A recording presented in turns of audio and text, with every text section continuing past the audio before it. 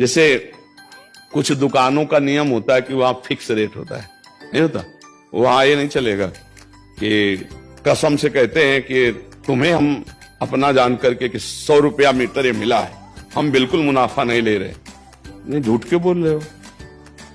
दुकान खोले हो मुनाफा के लिए, झूठ क्यों बोल रहे हो? नहीं लेंगे मुनाफा, हम जितने का लाए हैं उससे मुनाफा लेंगे, पर 120 रुपया मीटर देंगे। कपड़ा बढ़िया है, नाप फिट है, इससे नीचे नहीं उतरेंगे। हमें सफाई देने की जरूरत नहीं है कि हम कसम खाते हैं या ऐसा।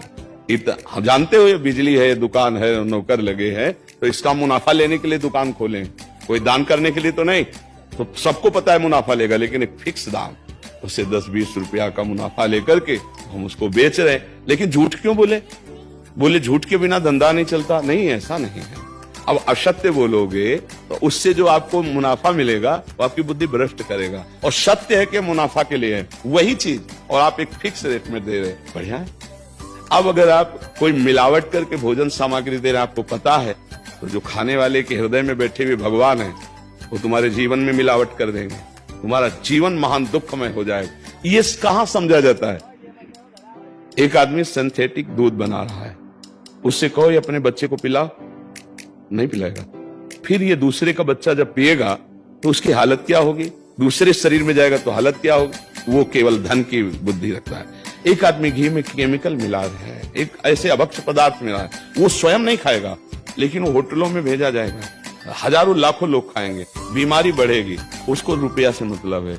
ये चीज, ये दुर्दशा हर जगह धर्म का ज्ञान न होने के कारण फैल रही, नहीं फैल रही। एक मरीज बीमार है, असली दवाओं में पैसे ज्यादा है, नकली दवा लेकर के असली के दाम में बेच देना, उसको बिल्कुल फायदा ना होना। लेकिन परमात्मा देख रहा है, तुम जानते हो नकली दवा है, वो तो नहीं जानता बेचारा, ज्यादा पढ़े लिखे नहीं, किसान आदमी गांव का आया है, तुमने दे दिया और उसने पैसा दिया असली के। अब वो पैसा तुम्हारी बुद्धि भ्रष्ट करेगा, तुम्हारे परिवार में कलह पैदा करेगा और तुम्हारा पतन कर देगा।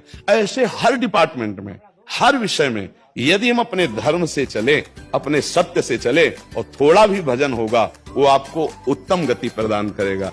पर ऐसा कहां समझ में आ रहा? अध्यात्म के बिना भला ऐसा समझ में आएगा? तो इसीलिए कह रहे हैं हमारे देश की दुर्दशा हो रही। पूर्वजों में पहले यह था कि हमारा धर्म नहीं जाना चाहिए चाहे प्राण चले जाए, हमारा चरित्र नहीं जाना चाहिए चाहे सर्वस्व नष्ट हो जाए।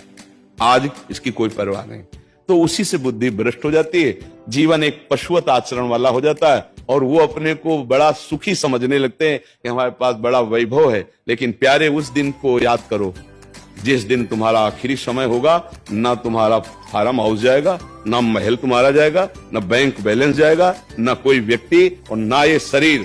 अब तुम्हारे कर्म तुमको भोगवाएंगे। उस समय की कौन याद करता है?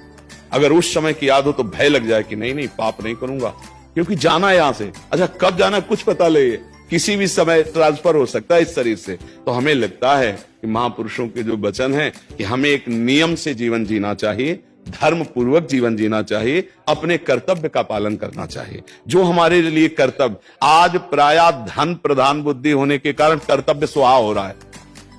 एक विद्यालय में विद्यार्थी के लिए जो गुरु पद में बैठा, उसका क्या कर्तव्य है? वो अपने कर्तव्य को भूला हुआ है। भला छोटे छोटे विद्यार्थियों को, जिनकी नींव पूरे राष्ट्र सेवा में, समाज सेवा में बन सकते हैं, अगर उनको हम सही शिक्षा नहीं दी तो उनका पूरा जीवन बर्बाद हो जाएगा। अगर उनको हम गलत सपोर्ट कर दिए तो उनका पूरा जीवन बर्बाद, क्योंकि नया जीवन है।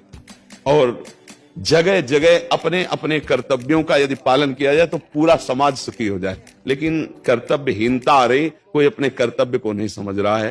तो यही बात महापुरुष जनों को दुख लगता है कि अगर सब अपने कर्तव्य का पालन करें, धर्म का पालन करें, भगवान का नाम जप करें, तो सब सुखी हो जाए। सुख सब चाहते हैं और आचरण दुख वाले करते, इसीलिए सुख नहीं मिल रहा है, परिणाम में हमें दुख मिल रहा है। सच्ची मानना, वो रुपया पूरे परिवार में अशांति पैदा कर देगा। और धर्म पूर्वक 100 रुपया लाओगे और 4-5 परिवार के बैठ के नमक रोटी खाओगे, आनंद से सोओगे, बड़ा प्यार रहेगा, भगवान की कृपा रहेगी। पर ये बात समझ में नहीं आती है। तो ये वृत्ति अगर छोड़ी ना जाएगी तो कुछ भी कर लो, कहीं भी दान पुण्य कर लो, लाभ नहीं मिलेगा।